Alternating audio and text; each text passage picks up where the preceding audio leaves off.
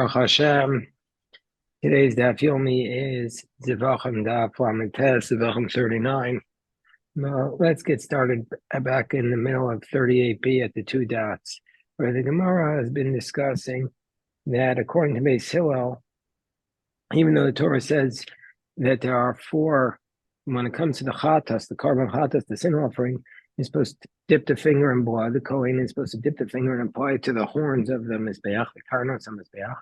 Nevertheless, if you only did one, it would be sufficient. Meaning to say, the last three applications of the blood are a mitzvah below likuva. There, it's a mitzvah to do it, but if you didn't do it, the korban is still acceptable.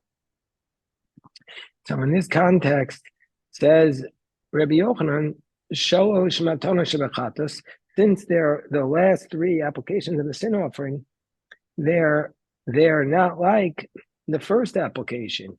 And so therefore, nevertheless, we say Einon Boas B'layla. They still can't be applied at night. They become disqualified if they're once the night comes.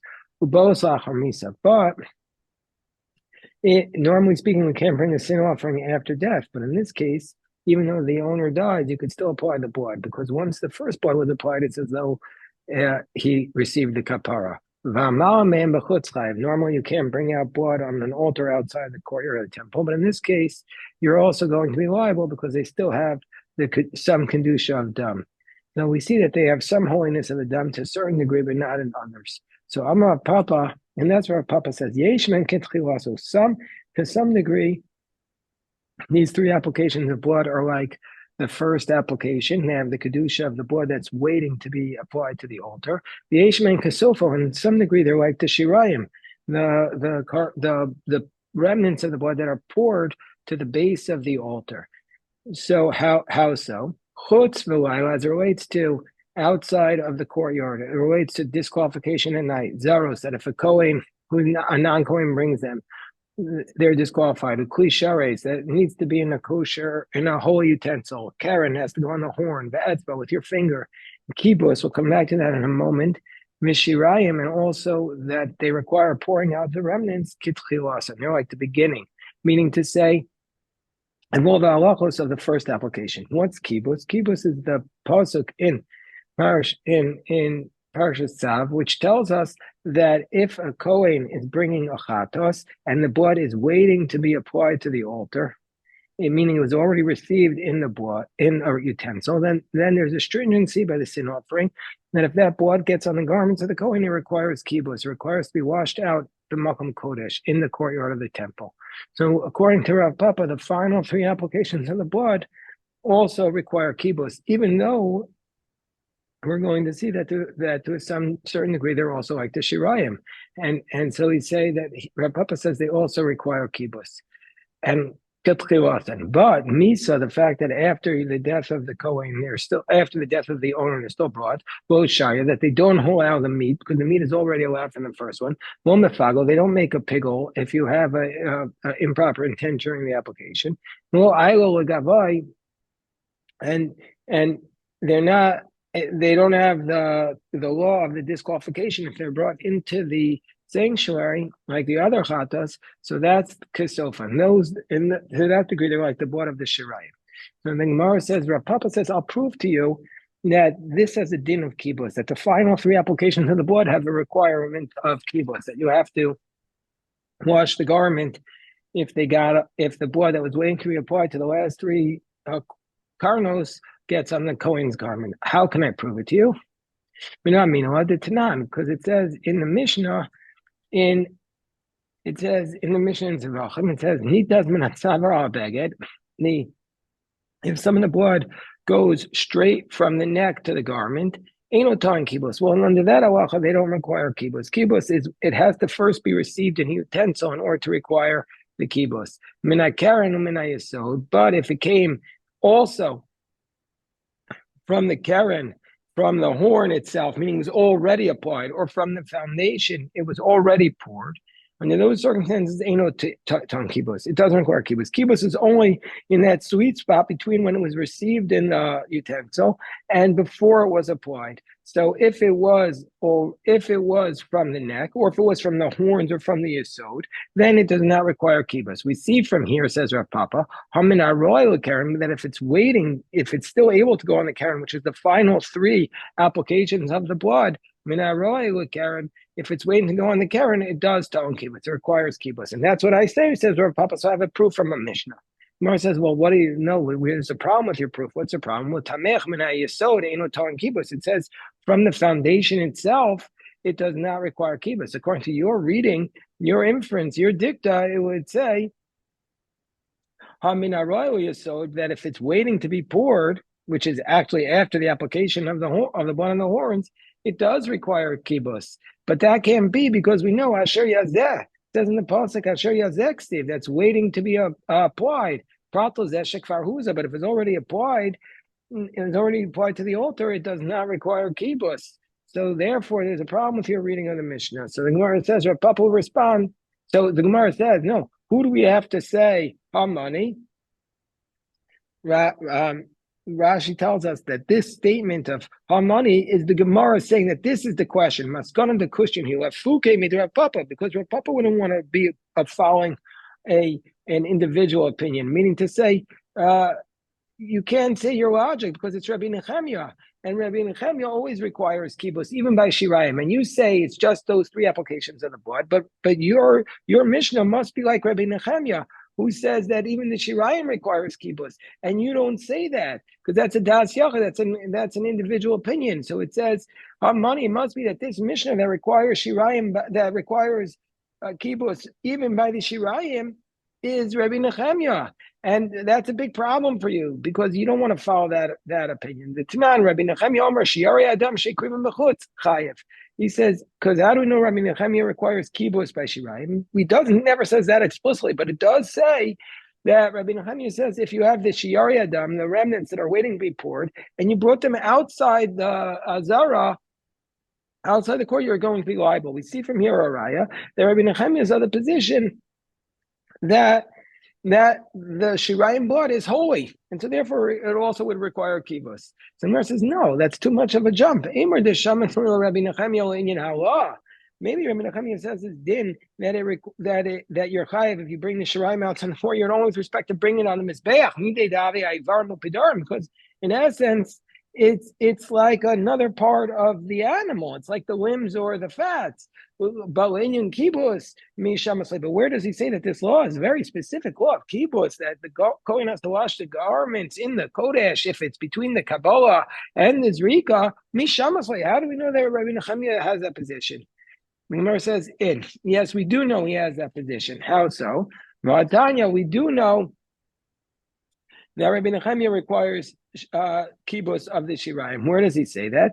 Because it says on top of Amates Tamanaf, Rabbi Nechemia says, Damamatu'un in Yesod, the blood that requires the foundation. And at this point, the Gemara assumes that this is the blood of the shirayim. Tu'unin kibbutz requires also three things. It requires kibbutz, u'machshava mu'elas, and if you have an improper thought during them, a pigul thought, you're going to be considered like you are, like it's pigul. And if you bring them outside the azar, you're going to be liable. Whereas whereas the blood that's taken out of the courtyard of the altar, it's taken down to the nachal kidron, it's not able to be poured on the base. Ein tunin kibbutz, that does not require kibbutz. Ein machshava mu'elas ben, you cannot make a pigul thought. And if one brings them outside the base of Mikdash on the Mizbeach, you're going to be potter. So we see from here that the dam that requires shirayim, the dam that requires the yesod, is going to require kibbutz, and that's like Rabbi Nechemia, because man shamas le damar malim b'chutz chayev. It's Rabbi Nechemia.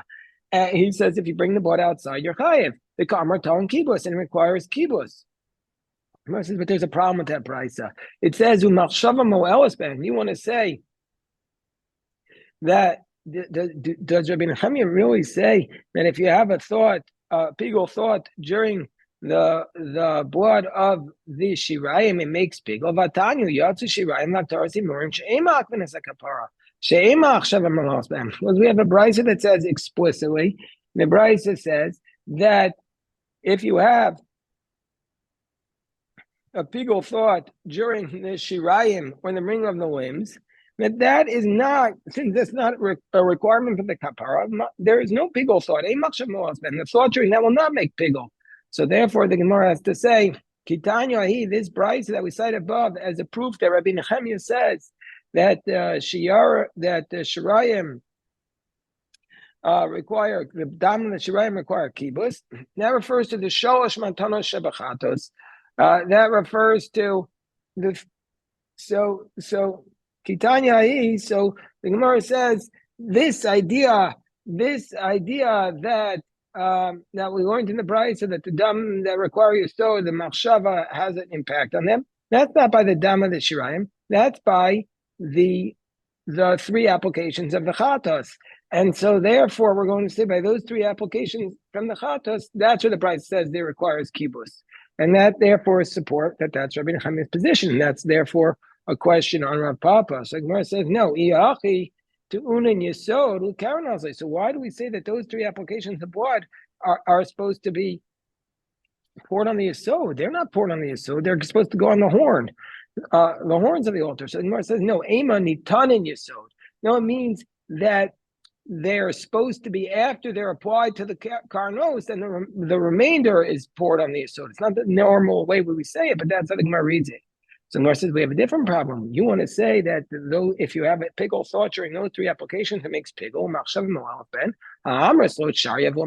We said explicitly that those three applications of the blood, since you already received kapara off through the first one, it doesn't allow the meat, and it doesn't make pigul. V'lo aylo gavei kisofan, and also it's not disqualified if it goes into the Beis Hamikdash itself. They're like shirayim. So therefore, it must be Elakitanya. This price above, which you cited support for Rabbi Nechemiah's position, must be referring to damim apanimim. It refers to the blood inside, the blood that's applied to the mizbeach hazahav. That's where we say that blood it requires pouring on the yesod and requires kibus and machshavim u'alos behen. But if it would be on the external blood, you'd say. Gemara says, well, if that's the case, the dam chitzonim mai, what would you say if there you would say the blood that's required to be poured on the yesod is pater from kibus. Well, if that's the case, at the tanim dam man nishpachon la'ama liflog v'lisnei b'didei. So why do you have to make a difference between the blood? Why do you say the blood? Why does the brisa draw the distinction between the blood of the yesod and the blood that goes out to the amma? It should have drawn the distinction between the blood of the inner sanctuary and the blood of the mizbeach of the outer sanctuary. So if that's the case, so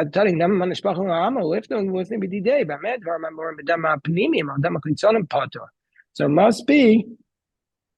So therefore, so why doesn't it draw that distinction? Where it says no, that's not a question because Hamani, who is the position of our brisa? Rabbi Nechemiah, Amar Shiari Adam Shekrivim B'chutz Chayev, because the author of our brisa is Rabbi Nechemiah, who says that if you have the Shiari Adam and you brought them outside the base of the Zara, you're going to be liable. And so therefore, so since he has that position, you can't have the three Peturim corresponding to the three chiyuvim of the brisa. The brisa wants to make this parallel stylistically, three Peturim and three chiyuvim. And we had said that the blood of the shirayim that you brought outside the Beis Hamikdash, you're going to be. Rabbi Nechemiah is of the position that shirei adam sheikrim mechutz chayev, but our brisa says, but our brisa, and so therefore. And so therefore we can't have this distinction between the blood of the inner altar and the blood of the outer altar, because Rabbi Nechemiah says you're chayev, and we wanted to have three chayev and three patur, and so therefore the brisa didn't draw that distinction, and so therefore the brisa draws a distinction between the blood of the yesod of the blood of the inner altar and the blood of the amma. So therefore, in conclusion, the Gemara has therefore raised the question on Rav Papa, that Rav Papa tries to bring a proof from our Mishnah, and in the end, you can't bring a proof because our Mishnah is going to be like Rabbi Nechemia. That Mishnah is like Rabbi Nechemia, so this is a problem for Rav Papa. So the Gemara is going to now give a different answer. Hold on one second.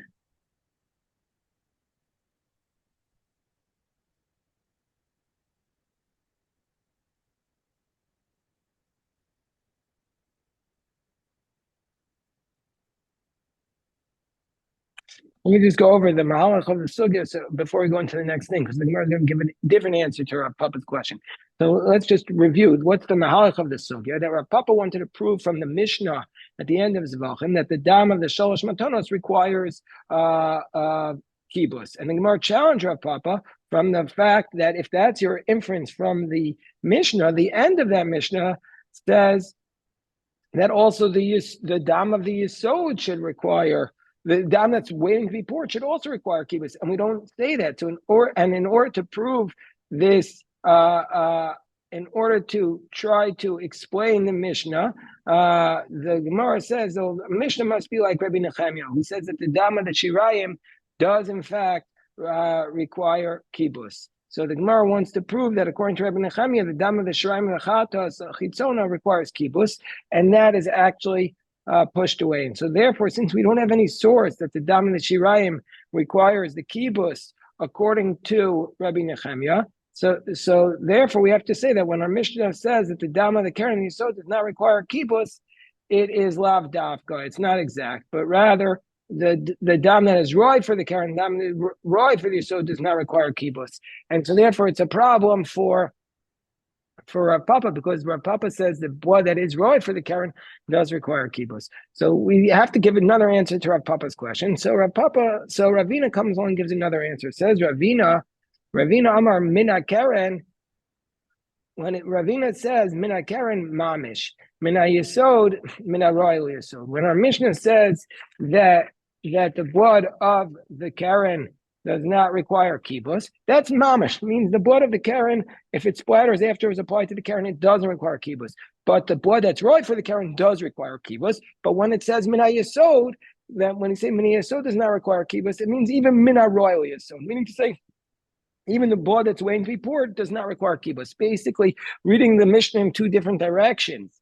So if that's the case, the Gemara says, Amalei Rav Tachlifa. So it's not a question on Rav Papa, and therefore it's a proof for Rav Papa. But you have to read the Mishnah in a difficult manner. So Amalei Rav Tachlifa, Bar Gazel, Ravina, Ema, Yidi Royu. Why are you? It's an arbitrary reading. Maybe both of them it's Roy, and then we have a problem because the Mishnah is saying that Roy Karen requires kibbutz, but then also royal yisod should require kibbutz, which is a problem for Rav Papa. So Gemara says, no, we wouldn't read it like that. Hi, my, why would you read it that way? Hashta royal Karen. Once our Mishnah is established that royal Karen does not require the royal Karen amris, so low royal yisod mi by. So once we say that the royal Karen requires once we've established that the royal Karen. We're saying that according to our Mishnah, since our Mishnah says, what is the one that requires if our Mishnah would say, since our Mishnah said that the blood,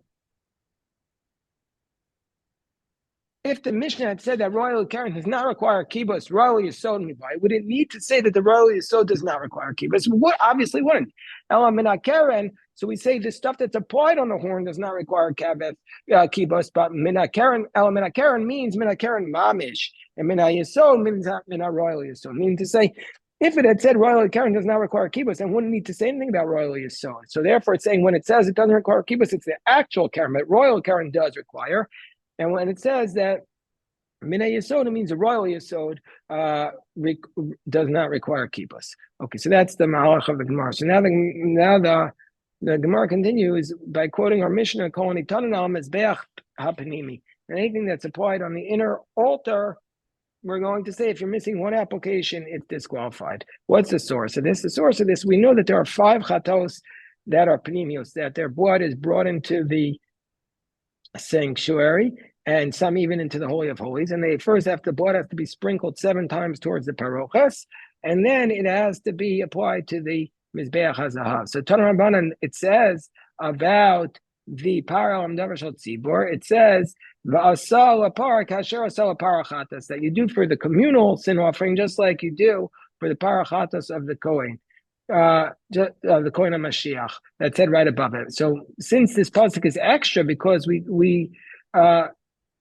because all of the avodas of the Parah Amdavar Shel Tzibor are already explained. So why is it repeating that you do for it like you did for the Parah Kohen HaMashiach? So Elamah Balamod Lichbol Ba'azaso V'limit Shem Chisar Achas Mikol Matanos L'Asol Kol. It's repeating it, and we have this principle in the Zevachim that Shana Olav Kosav Akiv, that the Torah repeats it to say it's a requirement. And so therefore that's what's coming to teach us. Well, if that's the case, Ainli Elam Matan Sheva. I only know the 7 applications that are on the parochas. Shem Akvos B'Kol Mokum, that we know that those are always a requirement. That's tomorrow's stuff. But how do we know Matan Arba, that the 4 that are applied on the horns of the Mizbeach HaZav, how do we know that they're also going to be a requirement of the that if you miss one of them, it's no good. It says, thus you shall do. And so that teaches us that if you're missing one, it's also disqualified. Lapar, and when it says in the pasuk, lapar kasher lapar chatas, so that comes to teach us par Yom Kippurim, meaning to say that's just like the Parah Amdavar Shel Tzibor. If you're missing one, it's also going to be disqualified. Kasher lapar, when it says just like you did to the par, ze par Kohen HaMashiach. This refers to the power of the Kohen of the Mashiach. So the first one, we've seen the power of Amdavar Shel Tzibor. It's required if you're missing one. We've seen the power of Yom Kippur. And now we've seen the power of the Kohen of the Mashiach, that if you're missing one, it's disqualified. Ha-chatas, and now we have 2 more. So when it says ha-chatas, because it says in the pasuk, but kasher asal parachatas, that's coming to teach us, avodas kochavim. This comes to include the goats of idolatry. That if the court made a ruling and the community made a mistake, they bring a power for an owen, a serach, and yachol shanimar ba'av sira regol masira Rosh Chodesh. And today is Rosh Chodesh. I think you come to include even the goats of Yantif, the chatos of Yantif, and the chatos of Rosh Chodesh. That they'll be like the chatos panimius that require sprinkling inside the sanctuary, and they're burnt. Talmud Omer. Kenya Lo, it says you should do for it, meaning to say for the Parah Amdavar Shel Tzibor, not for the goats of Yantiv and goats of Rosh Chodesh. So why are we including the goats, the inner goats, and not the goats of Rosh Chodesh and Yantiv? So the Gemara says, there's a riboy in the mir in the pasuk. I'm going to include the goats of Avodas Kochavim, Shemechaper Averas Mitzvah Yedua, because they're going to be atoning for a specific sin where the community knows that they did a sin of idolatry. And I'm going to exclude the goats of Yantif and Rosh Chodesh, Mitzvah Yedua, because they don't come for a specific sin that we know about. They are mechaper for the sin of entering into the temple and eating kachim betumas aguf when you're tamei, but you don't know, not even beforehand or not even afterwards. So you don't even know that you sinned, and that's what the goats of Rosh Chodesh for. It's an incredible idea of Rosh Chodesh. We bring a goat on Rosh Chodesh to atone for the sins that we're unaware aware of. And this is Rosh Chodesh. And what do we learn from the fact that it says in the pasuk, it says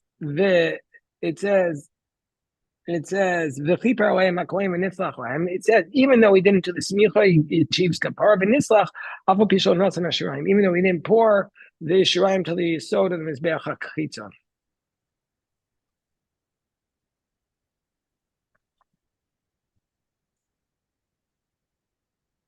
So, why, if you're missing one hazah, is it disqualified? But if you have the smicha and the shirayim, if you miss that, it's okay. Amras posel ba'azos shema'akvas kol makom. And I'm going to disqualify by the hazos because that's always disqualified. Machshani b'smicha v'shirayim, and I'm going to allow smicha and shirayim she'ein ma'akvas kol makom, because generally speaking, they're not going to, generally speaking, disqualify if you're missing smicha and shirayim. And so that is today's daf. Baruch Hashem, that's today's daf.